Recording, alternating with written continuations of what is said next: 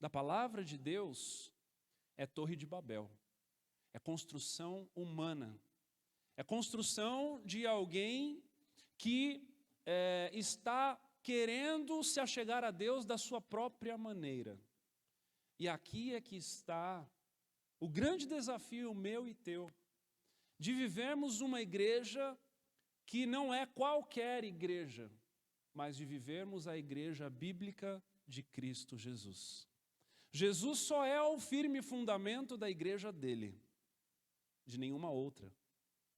Jesus só é o firme fundamento das promessas, das ordenanças e da maneira pela qual ele determinou que nós vivêssemos. Qualquer outra ideia, qualquer outro tipo, qualquer outra forma, qualquer outro entendimento é criação minha e tua.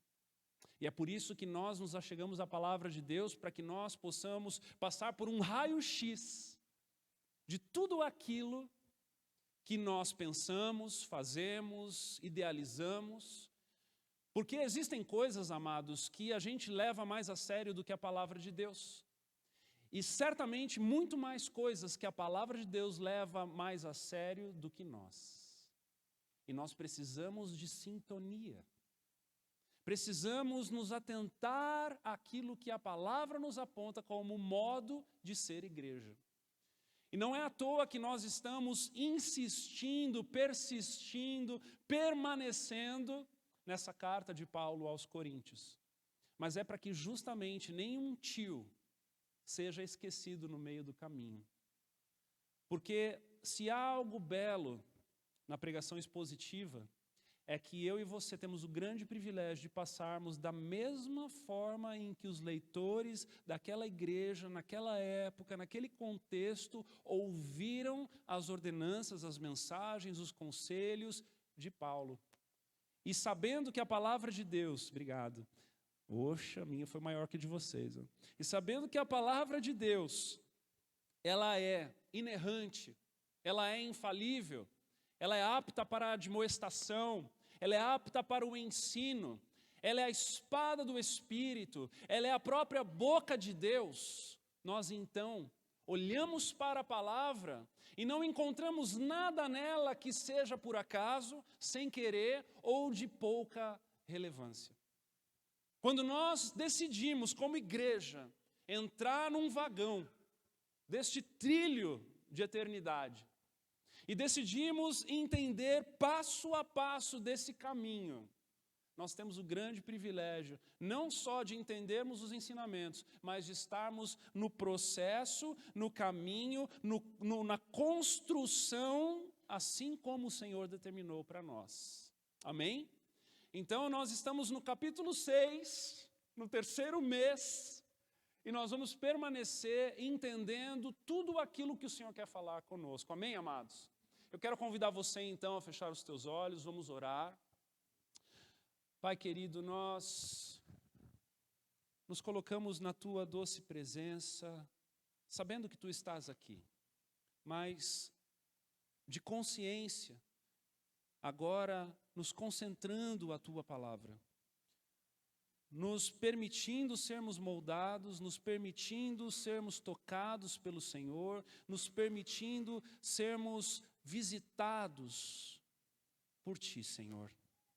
Nada mais e ninguém além de Ti.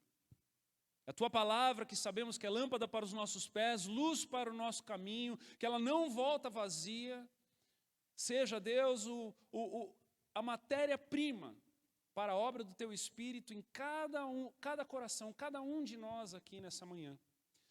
Que assim como esse chá pode aquecer, Deus, os nossos órgãos, o nosso corpo, a Tua palavra venha, Senhor Deus, incendiar o nosso espírito. Que saiamos daqui incendiados pela Tua verdade, que liberta, em nome de Jesus. Amém. Amém. Fala para a pessoa do seu lado aí, você hoje será incendiado pela palavra de Deus. Aleluia. Quem está precisando de um foguinho extra aí hoje, né? Amados, eu quero convidar você a abrir a palavra de Deus em 1 Coríntios capítulo 6. Vamos nos pôr de pé. Vamos ler do versículo 1 ao 11º hoje. 1 Coríntios 6, 1 a 11. Eu vou ler aqui na Nova Versão Internacional, NVI. Se você não trouxe a Bíblia, nós vamos ter a palavra no telão. Aleluia. Mais importante do que você carregar uma Bíblia é você ser carregado por ela. 1 Coríntios 6:1 diz assim: se algum de vocês tem queixa contra outro irmão, como ousa apresentar a causa para ser julgada pelos ímpios, em vez de levá-la aos santos? Vocês não sabem que os santos hão de julgar o mundo? Se vocês hão de julgar o mundo, acaso não são capazes de julgar as causas de menor importância? Vocês não sabem que haveremos de julgar os anjos, quanto mais as coisas dessa vida. Portanto, se vocês têm questões relativas às coisas desta vida, designem para juízes os que são da igreja, mesmo que sejam os menos importantes. Digo isso para envergonhá-los.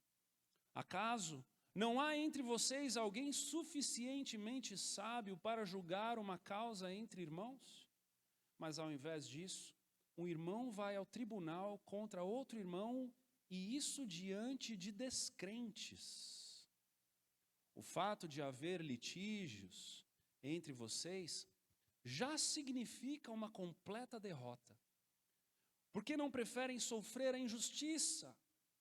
Por que não preferem sofrer o prejuízo? Em vez disso, vocês mesmos causam injustiças e prejuízos, e isso contra irmãos. Vocês não sabem que os perversos não herdarão o reino de Deus? Não se deixem enganar, nem imorais, nem idólatras, nem adúlteros, nem homossexuais passivos ou ativos, nem ladrões, nem avarentos, nem alcoólatras, nem caluniadores, nem trapaceiros herdarão o reino de Deus.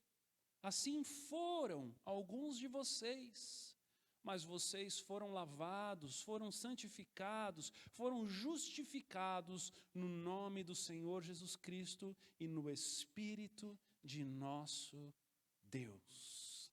Amém. Pode se sentar.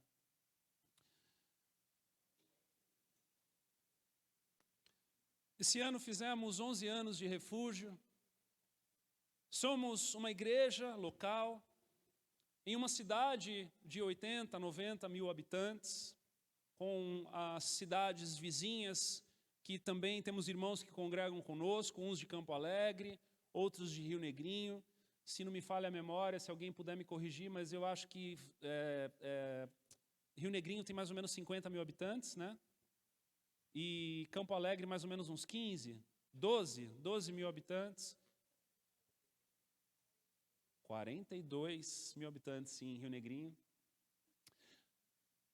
Pessoal de Piem também vem, congrega conosco. E algumas outras cidades, de vez em quando, somos visitados por irmãos. Fato é que essas cidades todas juntas dá um número não tão grande de pessoas. E com 11 anos já de histórico de igreja, 12 anos de São Bento do Sul, nós já pudemos evidenciar, já pudemos participar de situações onde vamos conhecendo as pessoas e vivendo estações com essas pessoas, mas essas pessoas estão continuamente no nosso convívio. Diferente da cidade de onde eu nasci, São Paulo, por exemplo, onde talvez nós tenhamos aí mais de 15 milhões de habitantes, eu não sei quantos são, e quando você se encontra com alguém que você conhece na rua, é um evento, né? Certamente o cometa Halley vai passar naquela noite e nós vamos observá-lo, porque é um milagre encontrar alguém num contexto de 15 milhões de pessoas. Agora aqui já é comum, né? Às vezes eu sou meio desligado, vocês já me conhecem um pouco, sabem que eu estou dirigindo, às vezes eu recebo buzina de alguém, algum irmão que passa do lado, ou eu estou andando, até esses dias eu estava voltando de um lugar a pé mesmo, alguém buzinou, eu só acenei, né? respeitosamente, mas eu não sei o carro de quem é que está lá dentro, e é um perfil desligado mesmo, mas nós nos encontramos constantemente. E nós temos este histórico e estas experiências de lidar com pessoas por muitos anos sendo as mesmas pessoas. Sendo elas dentro da igreja, fora da igreja, num trabalho onde a gente trabalha, depois a gente brinca, aqui em São Bento, quem não é primo é porque já estudou junto. Né? Todo mundo se conhece. Todo mundo se conhece. Tanto é que quando alguém vem para frente, aceita Jesus como Senhor e Salvador, às vezes nós temos o privilégio de vir alguém de trás chorando junto e fala, uau, eu estudei com você está entregando tua vida para Jesus, é uma festa, né? Porque nós entendemos que estamos num ambiente onde todos convivem constantemente uns com os outros. E isso é muito interessante porque me lembra de Provérbios, onde diz que um bom nome vale mais do que qualquer riqueza. Porque você está constantemente se encontrando com a pessoa, quer você queira, quer não. E aqui é que está um pouquinho a palavra dessa manhã para mim e para você. Paulo está escrevendo aos Coríntios, naquele contexto todo que nós já temos trabalhado, uma igreja que era orgulhosa, que estava vivendo muito uma cultura grega, uma cultura da eloquência, do bom discurso, né, daquelas sabedorias filosóficas. E o Senhor, Ele vem com o Evangelho para fazer do simples o maior.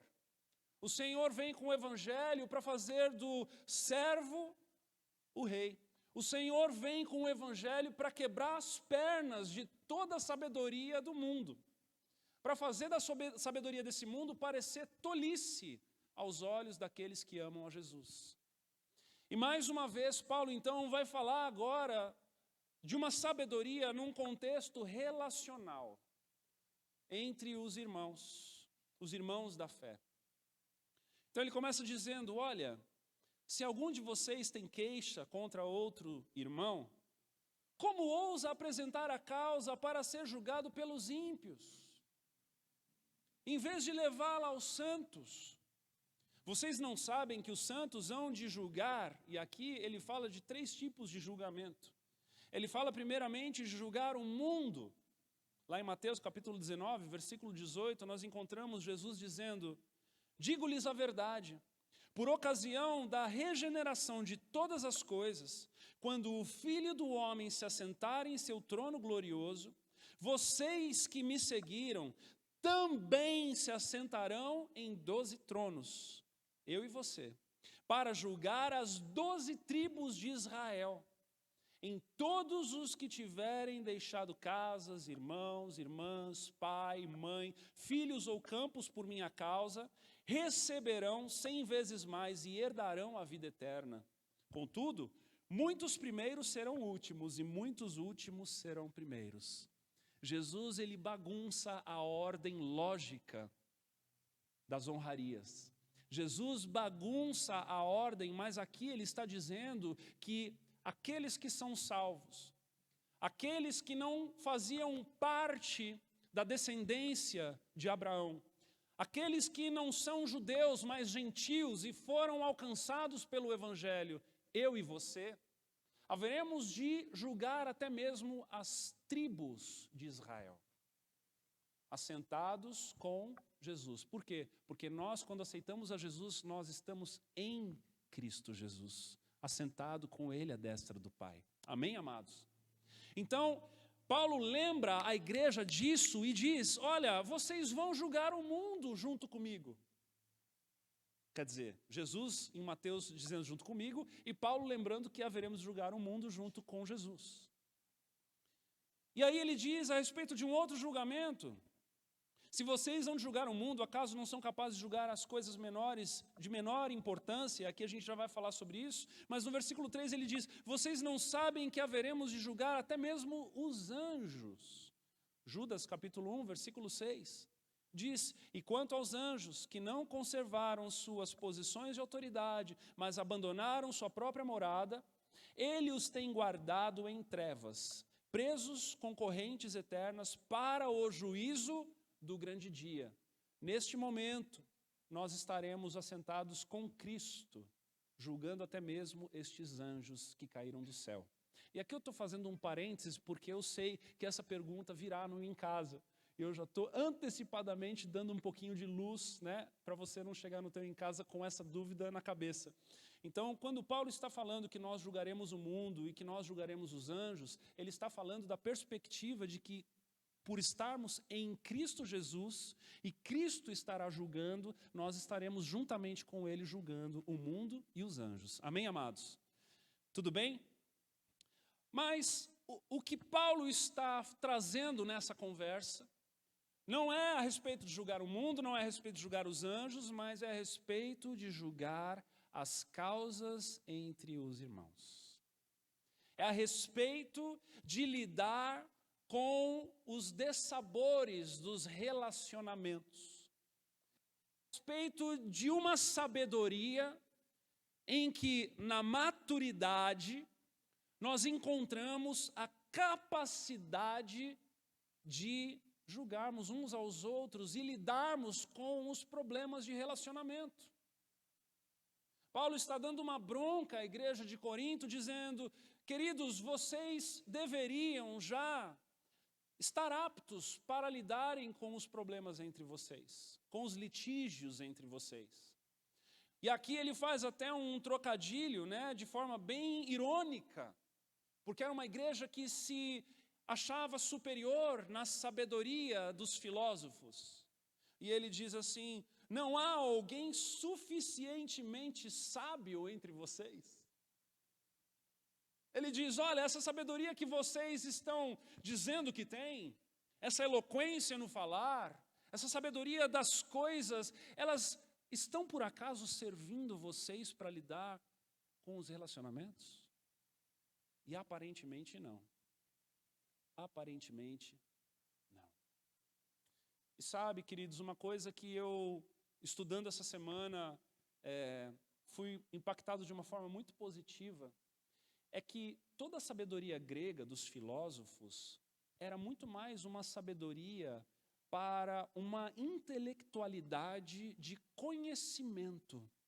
Mas todas as vezes, preste atenção nisso, porque isso vale ouro para mim e para você. Todas as vezes que nós vamos para o Antigo Testamento e encontramos a palavra sabedoria, ela está atrelada a uma vida prática. Está atrelada a como lidar com as coisas ordinárias desse mundo. Está atrelada em como nós lidamos com os relacionamentos, como nós lidamos com o trabalho, como nós lidamos com as aptidões que nós temos de fazer coisas específicas, como nós lidamos com as nossas finanças, como nós lidamos no nosso casamento, como nós lidamos com as coisas ordinárias dessa vida. Ou seja, Deus nos presenteia com a palavra de Deus para que a gente possa viver uma vida bem vivida. Que coisa linda. Não é uma sabedoria de intelectualidade, de nos colocar num lugar de homens sábios como a sabedoria desse mundo. Uma sabedoria que só gera altivez, orgulho, arrogância, mas é uma sabedoria que ela é experimentada na vida ordinária. Que coisa mais linda, meus amados. É por isso que Paulo vai com os dois pés no peito dessa igreja, dizendo: olha, eu acho que essa sabedoria que vocês estão colecionando aí não está servindo para muita coisa, não. Porque se tivesse, os litígios, as intrigas, as brigas, não seriam tão frequentes como aparentemente são. E aqui, queridos, é um chamado para a maturidade. Aqui Paulo está trazendo uma chamada para o amadurecimento nos relacionamentos. Nós precisamos dar frutos de maturidade relacional. Nós precisamos entender que uma igreja madura é uma igreja que tem amor pela verdade. Que uma igreja madura como o significado no Dicionário Internacional de Teologia a respeito da palavra sabedoria é ter habilidade de controlar a sua vida. Quanto mais nós conhecemos ao Senhor, mais o Senhor deve nos capacitar e mais nós devemos compreender e ter a habilidade de controlar a vida. Ter a habilidade de lidar com as coisas, os dessabores, as intrigas, as discórdias, as desavenças, as crises, sejam elas emocionais, sejam elas financeiras, sejam elas relacionais, sejam elas profissionais. A palavra é recheada de sabedoria prática. Repete comigo isso hoje, por favor, diga: a palavra é recheada de sabedoria prática. No meio de nós, os de mais tempo na fé, deveriam ser os mais sábios na lida da vida. No meio de nós, os mais experientes na fé, deveriam ser aqueles que estariam ensinando os mais novos como viver uma vida bem vivida. Como lidar com as finanças, como lidar com o matrimônio, como lidar com a vida profissional, como lidar com o tempo, como lidar com a agenda, como lidar com educação, pai e filho. Porque este é o caminho dos ensinamentos da palavra de Deus.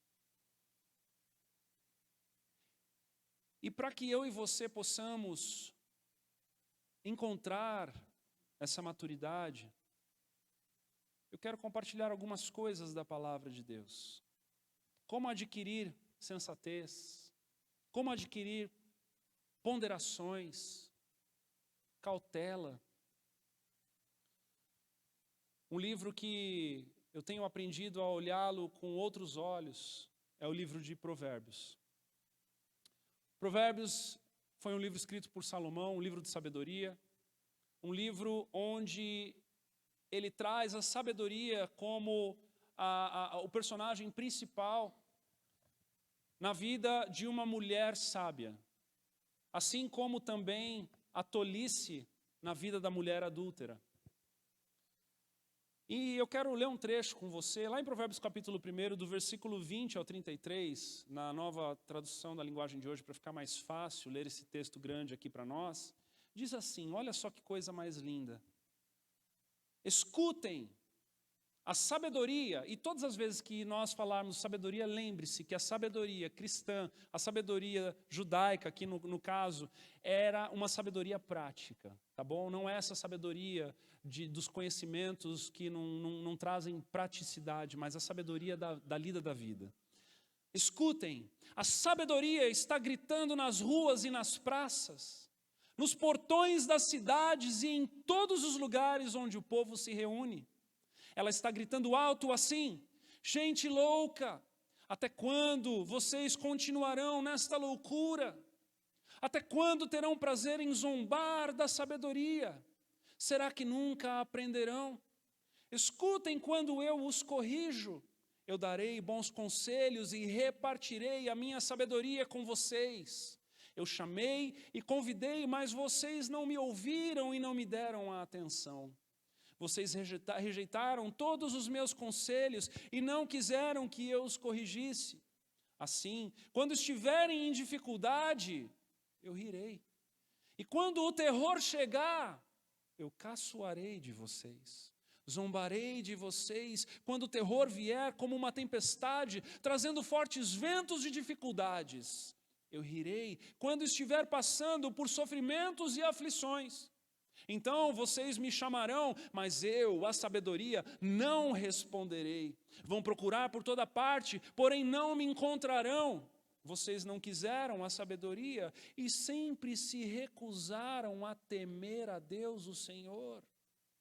Não aceitaram os meus conselhos, nem prestaram atenção quando os corrigi. Portanto, receberão o que merecem e ficarão aborrecidos com as coisas que fizeram.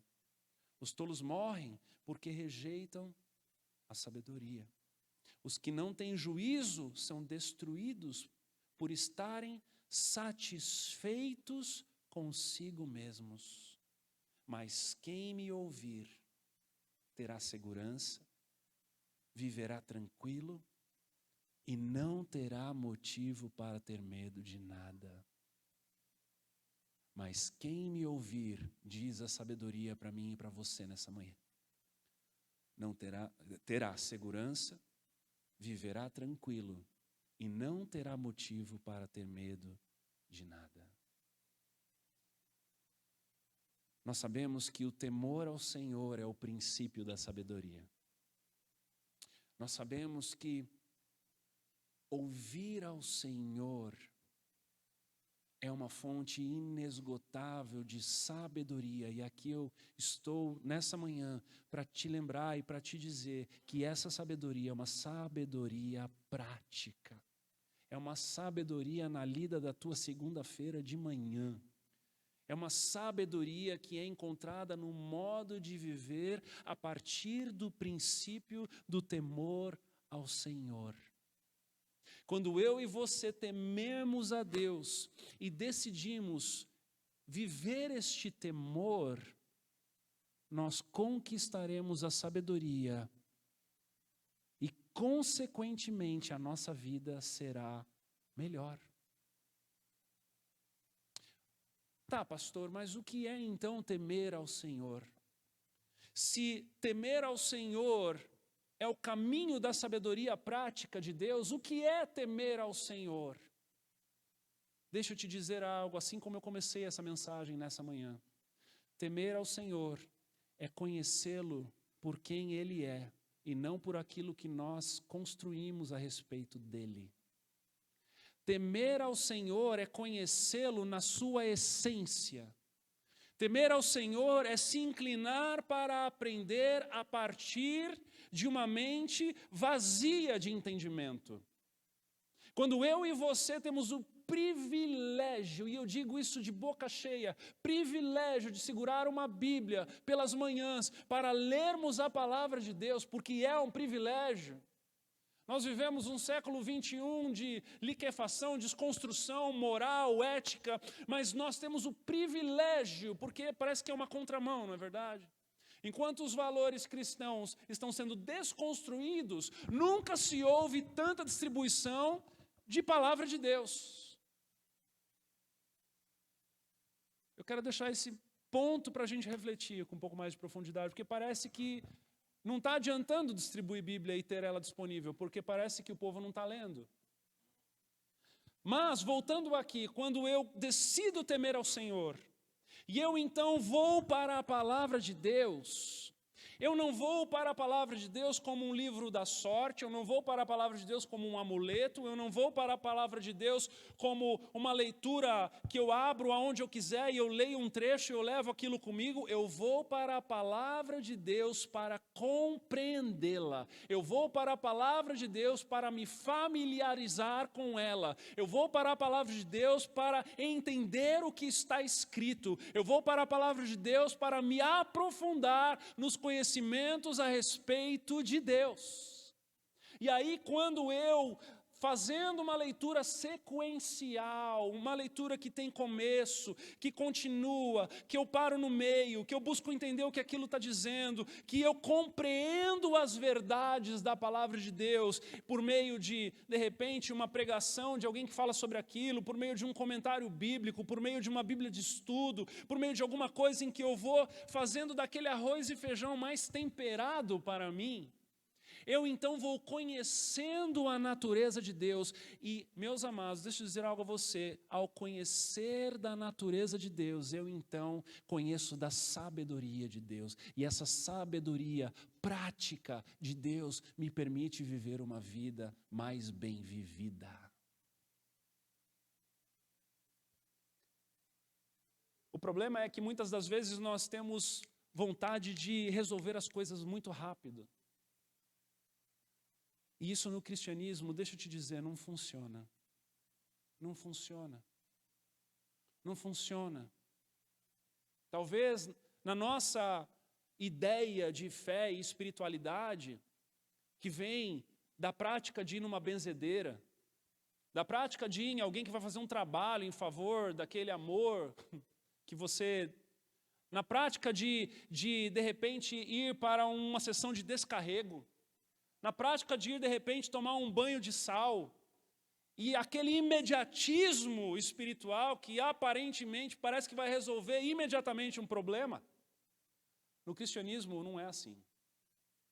No cristianismo leva tempo. Leva tempo. Leva tempo, meus irmãos queridos, leva tempo. Leva tempo você se familiarizar com os livros da Bíblia. Leva tempo você discernir que um é poético, outro é histórico. Leva tempo você entender que existem momentos em que a Bíblia vai falar de símbolos, outros momentos de coisas reais. Leva tempo você entender que, qual é o contexto de uma carta que foi enviada para uma igreja determinada. Leva tempo, essas coisas levam tempo, mas só alcança aquele que busca. Só recebe dessa sabedoria aquele que se inclina para ela. É por isso que o escritor aos Provérbios de Salomão, o homem que pediu ao Senhor sabedoria e conhecimento, e Deus deu a ele e disse que não haveria outro homem com mais sabedoria do que ele, começa um livro de sabedoria, dizendo que a sabedoria está gritando nas ruas e nas praças, buscando alguém que possa ouvi-la. Sabe por quê? Porque nós estamos o tempo inteiro nas ruas e nas praças, desdenhando dela. Nós estamos o tempo inteiro nas ruas e nas praças, não dando bola nenhuma para o conhecimento da palavra de Deus, para a sabedoria divina, celestial, para que a nossa vida gradativamente seja aliviada, porque nós vamos aprendendo a forma certa de viver. Porque na palavra de Deus eu aprendo a não pegar emprestado. Na palavra de Deus eu aprendo a honrar o meu chefe. Na palavra de Deus eu aprendo a ser servo. Na palavra de Deus eu aprendo a ser filho. Na palavra de Deus eu aprendo a ser um bom marido. Na palavra de Deus eu vou aprendendo valores, meus amados, que eu vou aplicando para a minha vida, combatendo a minha própria realidade. E eu vou chegando em momentos na vida onde a maturidade vai alcançando áreas das quais eu olho para aquilo e eu não sou mais como menino. Eu não sou mais levado àquelas ideias infantilizadas. Eu não sou mais levado àquele estilo de vida que me faz mal. Mas agora, recheado do conhecimento da palavra de Deus, eu vou vivendo na sabedoria prática de Deus. E aí eu vou ter o meu dinheiro guardado. Eu vou ter a minha família estruturada. Eu vou saber lidar com conflito, com relacionamento. Eu vou aprender a julgar as causas, porque eu já passei por aquela experiência, ou eu já vi alguém passando por aquela experiência e eu aprendi com ela. Entendem, queridos, que há algo muito valioso da parte do Senhor em que Paulo estava dizendo para aquela igreja, falando, não é possível que vocês que têm o oráculo, a palavra de Deus nas mãos, vivem na comunhão dos santos, agora vão ter litígios e ir para o fórum resolver eles. Não é possível que vocês estejam vivendo isso.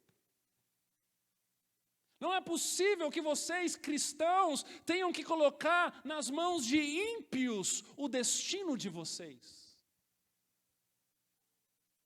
Não é possível que vocês não aprenderam ainda da parte do Senhor, que não saibam lidar com as coisas no meio de vocês. É o que Paulo está dizendo aqui para os coríntios. É o que Paulo está, de forma enfática, provocativa, dizendo, que sabedoria é essa? Que cada hora que dá um problema, vocês mudam de igreja. Que sabedoria é essa? Que cada hora que dá um pipoco lá no trabalho, vocês mudam de trabalho. Que sabedoria é essa? Que cada hora que vocês vão para um casamento e tem um problema conjugal, vocês se separam. Que sabedoria é essa? E olhando para nós, meus amados, o índice de divórcio hoje no Brasil, dentro da igreja, é o mesmo fora. Tem alguma coisa errada?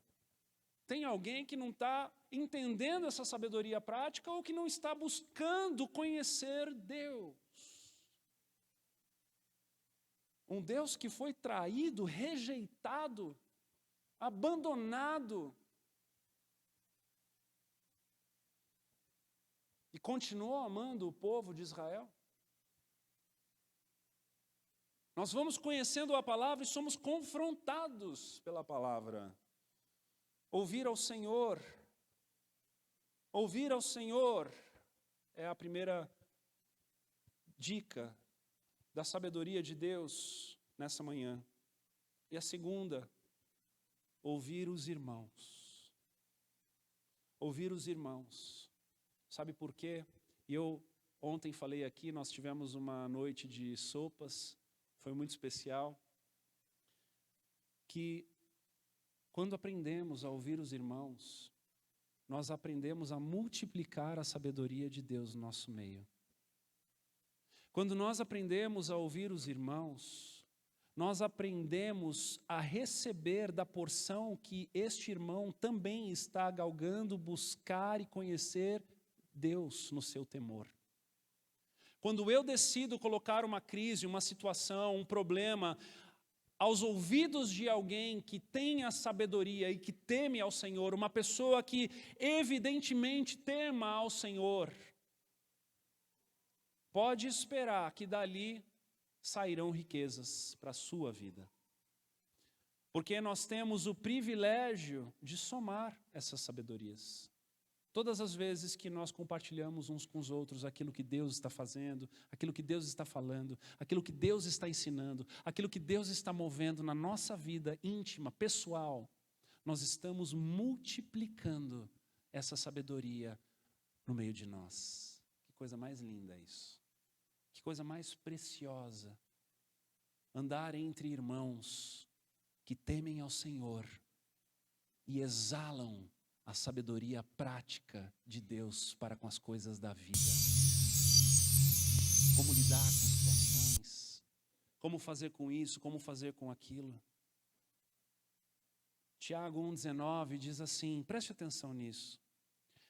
Sabeis estas coisas, meus amados irmãos, todo homem seja pronto para ouvir, tardio para falar.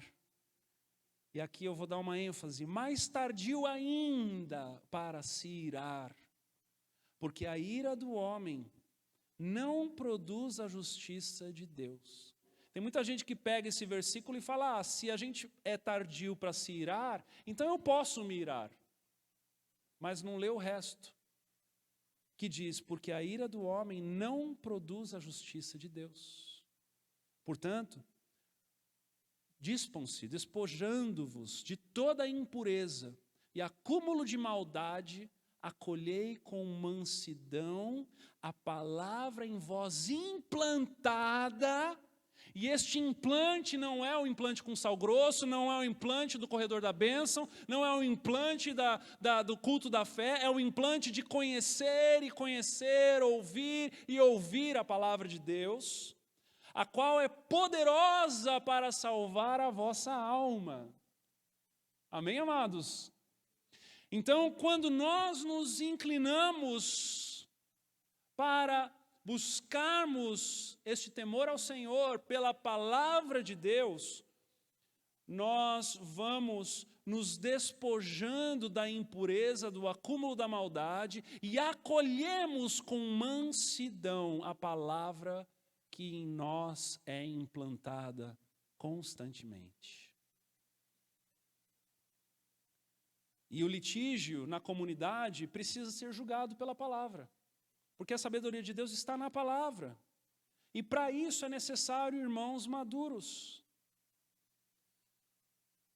Queridos, uma igreja madura é uma igreja especialista em resolver situações diversas entre irmãos. Sabe quando eu perco a oportunidade de me tornar um especialista em resolver problemas entre os irmãos? Quando eu fujo deles. Quando eu fujo deles. Quando eu viro as costas de um problema. Quando eu coloco panos quentes e digo, não, tudo bem, isso não tem problema, deixa assim mesmo. Não vamos mexer nisso, não vamos tocar naquilo.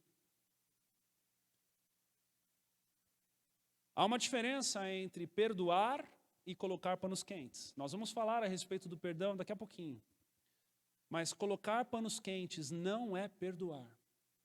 Colocar panos quentes é fingir que não aconteceu nada. Perdoar é o oposto, é assumir a bronca. Colocar panos quentes é fingir que não aconteceu nada. E quando eu finjo que não aconteceu nada, mas eu deixo o rancor, eu deixo a mágoa dentro de mim, isso vai se multiplicando e daqui a pouco eu me torno uma pessoa amarga, eu me distancio das pessoas. Quantas vezes, amados, quantas vezes nós não vemos pessoas mudando de igreja, mudando de trabalho, mudando de casamento, dizendo que não foi nada, dizendo que Deus diz, tem gente que dá até desculpa dizendo que Deus falou, mas que no fundo, se a gente for cutucar lá, a gente vai descobrir que é uma mágoa, é uma chateação, é alguém que brigou com alguém, é alguém que falou uma coisa que não gostou, o outro ouviu, é sempre assim. Ninguém vai embora, por exemplo, da igreja porque a parede foi pintada de preto. Ela vai embora da igreja porque brigou com alguém e não resolveu a situação. Aí sabe o que acontece? Essa pessoa vai parar numa outra igreja, vai ter um problema parecido e aí vai ter mais uma chance de fazer a mesma coisa de novo. E se não amadurecer, não aprender a lidar com as situações, vai chegar um momento que ela vai passar pelo todo o ciclo das igrejas evangélicas e ela vai se tornar uma desigrejada. E pasmem, hoje a mesma quantidade de igrejados é de desigrejados no Brasil. O mesmo povo que você vê se reunindo dentro das igrejas é o mesmo povo que já aceitou a Jesus como Senhor e Salvador e está em casa. Por quê? Eu ouso dizer imaturidade, falta de temor a Deus, falta de desejo de realmente conhecer a essência de Deus e amadurecer nas lidas da vida. Uau! Que privilégio é para aquele que teme ao Senhor viver uma vida de conhecê-lo mais e aplicar a sua sabedoria. Todas as vezes que eu estudo uma mensagem para pregar domingo, eu fico imaginando quão diferente você vai estar na segunda de manhã. Quão mais aperfeiçoado e mais parecido com Cristo você vai estar amanhã de manhã quando tocar o teu despertador. E eu não sou profeta, mas amanhã vou tocar o teu despertador e vai estar muito frio. Mas quando você se levantar e você tiver que lidar com todas as coisas de novo, como é que você vai reagir diferente? Por ter valido a pena de estar aqui hoje, cultuando ao Senhor e recebendo mais da sua palavra. Primeiro ponto, e o mais longo dessa palavra é esse: igreja é lugar de juízo maduro. Então olha para a pessoa aí de forma bem graciosa do teu lado e diga assim para ela: tenha juízo, meu irmão. Tenha juízo. Saiba julgar com sabedoria, a sabedoria de Deus. Saiba conhecer a palavra de Deus para que você viva uma vida bem vivida. Segundo ponto nessa carta, que Paulo também vai de forma muito enfática trazer aqui, é aceitar o prejuízo. Porque o fato de ter a sabedoria prática de Deus para viver uma vida em juízo saudável entre a igreja, é também, em determinados momentos, aceitar o prejuízo. Porque muitas vezes, meus amados, nós viveremos uma vida em que nós precisaremos entender, tomar uma decisão de que ou a gente vai ganhar ou a gente vai perder. Ou a gente vai ganhar ou a gente vai perder. Olha o que ele escreve no versículo 7 em diante. O fato de haver litígios entre vocês já significa uma completa derrota, porque ele parte do princípio de que uma igreja madura não briga. Uma igreja madura não tem picuinhas entre os irmãos. Uma igreja madura não tem discórdia. Você já parou para pensar, se a gente alcançasse esse lugar, a revolução, o avivamento que nós viveríamos? Você já parou para pensar que se todas as igrejas dessa cidade chegassem a um nível tal de maturidade em que os irmãos em Cristo Jesus tivessem uma maturidade de não viverem litígios e brigas e contendas. Aí ele continua dizendo, por que não preferem sofrer a injustiça? Por que não preferem sofrer o prejuízo? Não, eu não, Deus o livre de sofrer o prejuízo. A pessoa foi injusta comigo, pastor. A pessoa falou mal de mim. A pessoa me logrou. Eu contratei a pessoa, ela não me entregou o que ela disse que ela entregaria. Gente, você quer ver irmãos em Cristo Jesus tendo problema? Em dois momentos bem oportunos. Um, fazendo negócio um com o outro. E jogando futebol. Não, sério, sem brincadeira, vai. Se bota um bando de homem crente dentro de um campo de futebol, meu irmão, minha irmã, aquilo ali é a evidência da alma explícita. Quando não tem um osso que fica exposto, é a alma que se expõe ali no meio. Agora, quer ver também, irmãos, saírem de igreja, brigar, nunca mais olhar na cara um do outro, sair até de restaurante. Eu já vi gente saindo de restaurante porque entrou e viu que o irmão estava lá, virou as costas e foi embora. É ver irmão fazendo negócio. Não, faz um negócio, faz no bigode, né? Faz negócio no bigode. Não, porque é irmão em Cristo Jesus. Ah, meu irmão, atrasou a primeira prestação lá, quero ver o irmão em Cristo Jesus de novo falando. Bate lá na porta, pastor, precisamos resolver um negócio, fulano lá está me devendo. Vamos resolver. Mas como que se resolve isso? Confrontando a situação. Sentando para conversar. Não é colocando pano quente fingindo que está tudo bem. Precisa ser confrontado, precisa ser com um olhar gracioso, com amor, olho no olho. Mas também haverão momentos em que o Senhor nos convidará lá no nosso íntimo a sofrermos o prejuízo. É o que Paulo vai falar aqui. Não é colocar panos quentes, veja bem, é sofrer o prejuízo. Quando eu decido sofrer o prejuízo, eu não saio por aí falando mal do irmão. Eu não saio por aí denegrindo a situação, o que aconteceu. Eu assumo a responsabilidade, eu entendo que eu fui logrado, eu fui lesado e eu digo, Senhor, eu entrego a Ti isso aqui e não se fala mais nisso. Isso não é colocar panos quentes. E é o que ele vai dizer. Por que não preferem sofrer a injustiça? Por que não preferem sofrer o prejuízo? Em vez disso, vocês mesmos causam injustiças e prejuízos, e isso contra irmãos.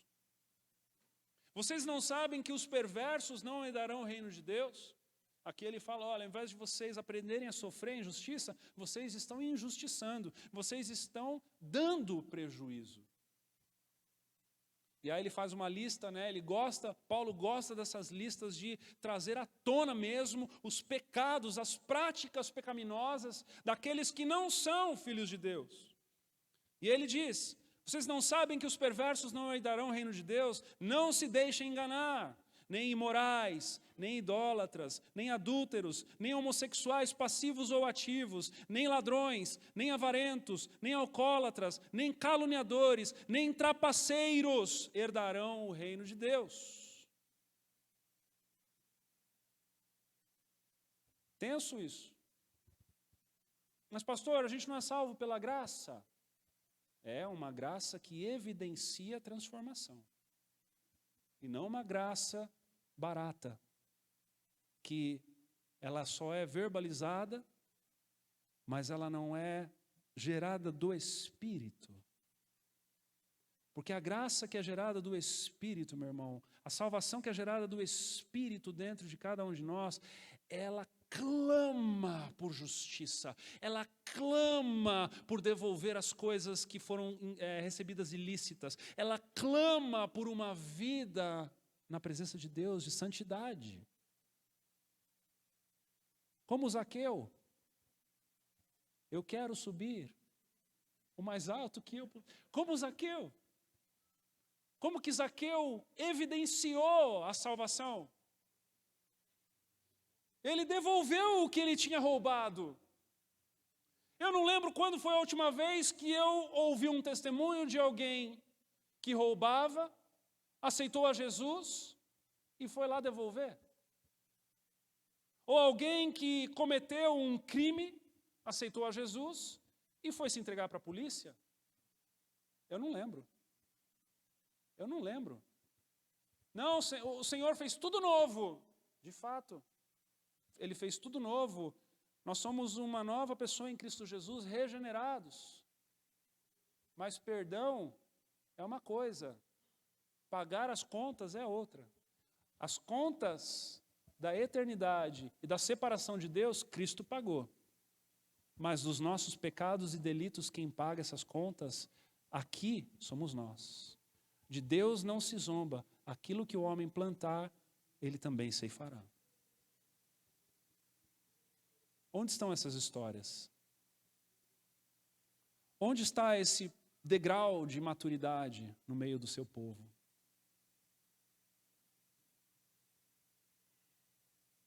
E sabe, o que Paulo está defendendo aqui é o corpo. O que Paulo está defendendo aqui é o testemunho. Diga comigo, testemunho. Meus irmãos, se há algo de valioso no meio de nós, é o testemunho. Ganhar uma causa contra o irmão no fórum é uma vitória pessoal. Sofrer injustiça e prejuízo de um irmão é uma vitória coletiva. Quando eu ganho uma causa contra um irmão no fórum, posso até me sentir vitorioso, posso até ser ressarcido. Mas quando eu decido sofrer a injustiça e o prejuízo de um irmão, a vitória é coletiva, porque o testemunho da igreja não é denegrido no fórum, mas ele é evidenciado no perdão e na misericórdia dentro da própria igreja. Qual é a escolha que nós faremos? Quando eu perco, a gente ganha. Quando você perde, a gente ganha. Sabe quem perdeu para a gente ganhar? O nosso Senhor e Salvador. Ele perdeu. E perdeu feio. Mas a gente ganhou. Ele abriu mão da sua glória, se fez homem, aceitou a humilhação, aceitou o desprezo, aceitou a vergonha, aceitou o descaso, aceitou a injustiça sobre ele mesmo. E ele carregou todo esse peso para a cruz. Para que eu e você, os injustos, pudéssemos nos tornar justos. Ou melhor, justificados por ele que era o justo, que foi injustiçado. Essa é a mensagem da cruz. E o desafio, o apelo de Paulo aqui, é para que eu e você, compreendendo ela, possamos aprender a reproduzi-la. Quando eu e você somos injustiçados, é o momento em que nós mais nos parecemos com Jesus.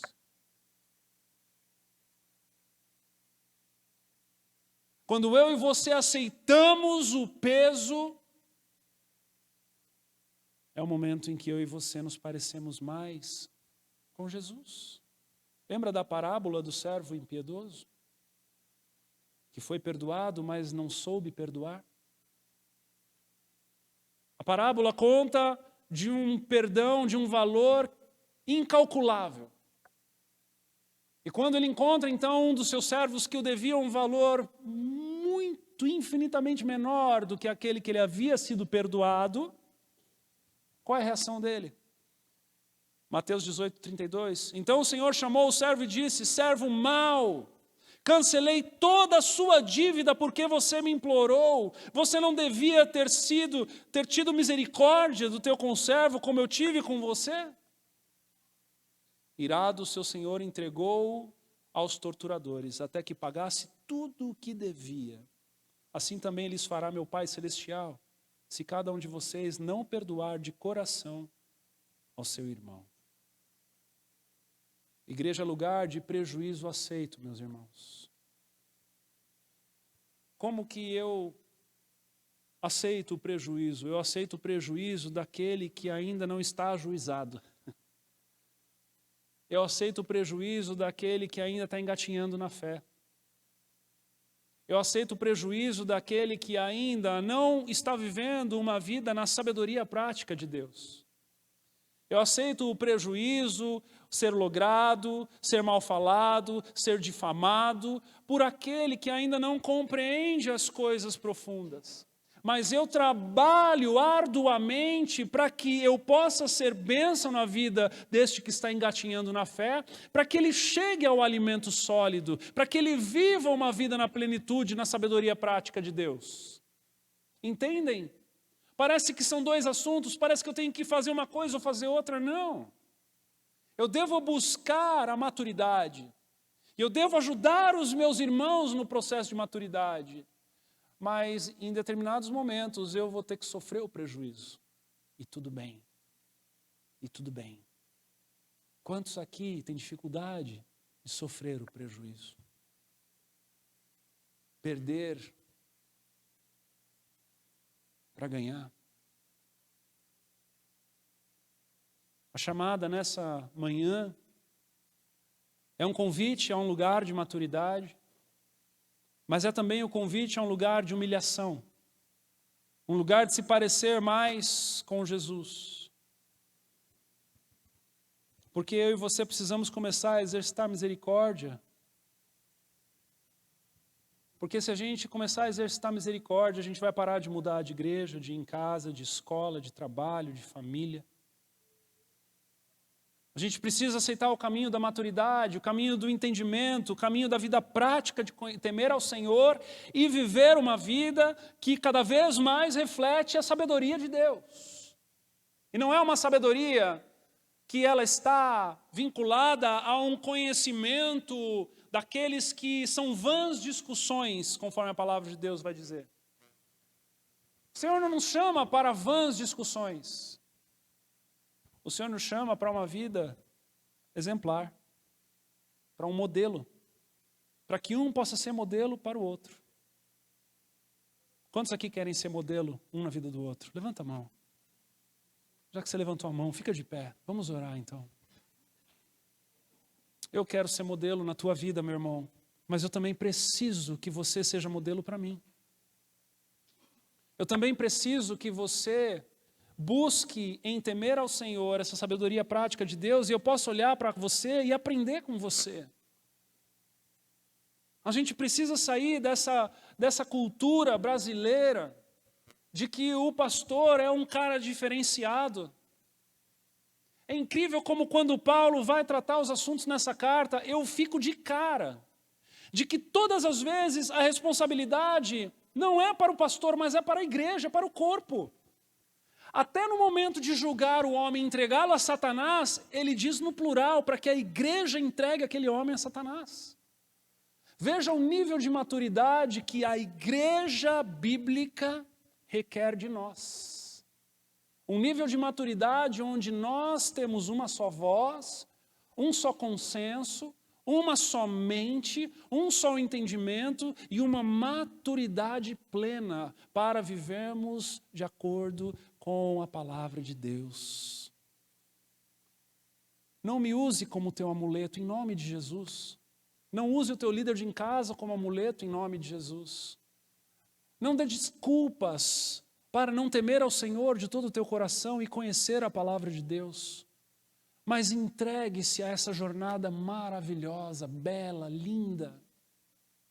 Meus irmãos, não tem nada mais lindo do que pela manhã você lendo a palavra de Deus, numa leitura aparentemente ordinária, e de repente o Espírito Santo te pega de um jeito, daqui a pouco você está chorando, você está pedindo perdão ao Senhor, você está mudando, o Espírito Santo está mudando algo na tua mente, por conta do regar-se na palavra de Deus.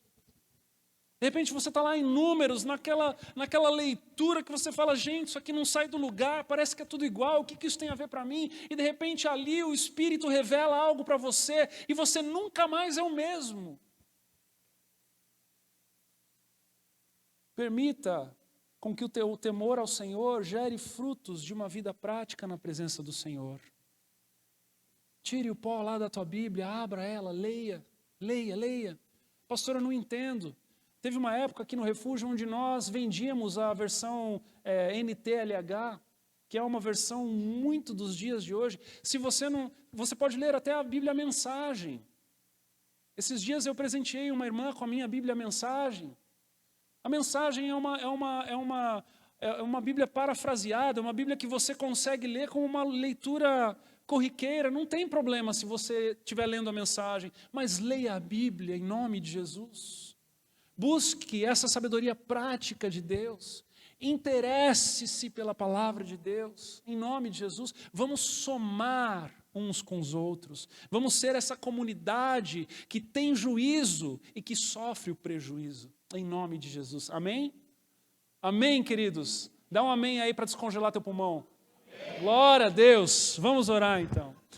Pai querido, nós te agradecemos por essa palavra. Vou chamar o pessoal do louvor aqui. Te agradecemos por essa palavra. Te agradecemos, Deus, pelo privilégio que nós temos de viver, Senhor Deus, de uma maneira em que podemos ser regados pela tua sabedoria prática.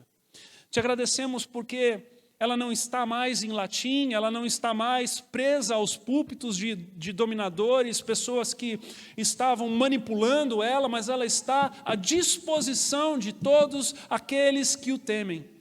Senhor, em nome de Jesus, que o Senhor derrame deste desejo, desta fome, desta sede, por sermos pessoas sábias na sabedoria do Senhor. Que o Senhor derrame em cada coração, Senhor Deus, a compreensão, Senhor, para que todos nós possamos, aprendendo de Ti, ajudarmos uns aos outros. Sermos uma igreja, Senhor Deus, ajuizada, uma igreja sábia, uma igreja que vive nos testemunhos e no privilégio de uma vida, Senhor Deus, onde nós podemos compartilhar das Tuas sabedorias práticas uns com os outros. Ajuda-nos, Senhor. Ajuda-nos nessa jornada. Ajuda-nos, Espírito Santo de Deus. Em nome de Jesus, dá-nos fome e sede por Ti. Dá-nos o temor que tanto precisamos. Convence-nos, Espírito Santo. Convence-nos. Dá-nos também a coragem para sofrermos os prejuízos que precisarmos. Dá-nos essa ousadia. Encontra em nós uma igreja saudável. Encontra em nós um povo preocupado uns com os outros. Encontra em nós um povo que sabe perder no individual para ganhar no coletivo. Encontra em nós, Senhor Deus, em nome de Jesus, e guia-nos pelas veredas tranquilas, guia-nos aos pastos verdejantes, aplana o caminho, Senhor, dá-nos uma vida leve, dá-nos uma vida simples, em nome de Jesus. Que possamos encontrá-lo nas coisas simples e aprendermos contigo nessas coisas simples. Que a simplicidade da leitura na Tua palavra e no desejo aprofundado de conhecer cada vez mais possa nos levar a novos lugares de entendimento, possa nos levar a um novo lugar de comunhão. E pedimos isso não para que sejamos encontrados maiores ou melhores, mas para que o Senhor seja glorificado no nosso meio. E que o Teu nome seja colocado sobre todo nome. Em nome de Jesus.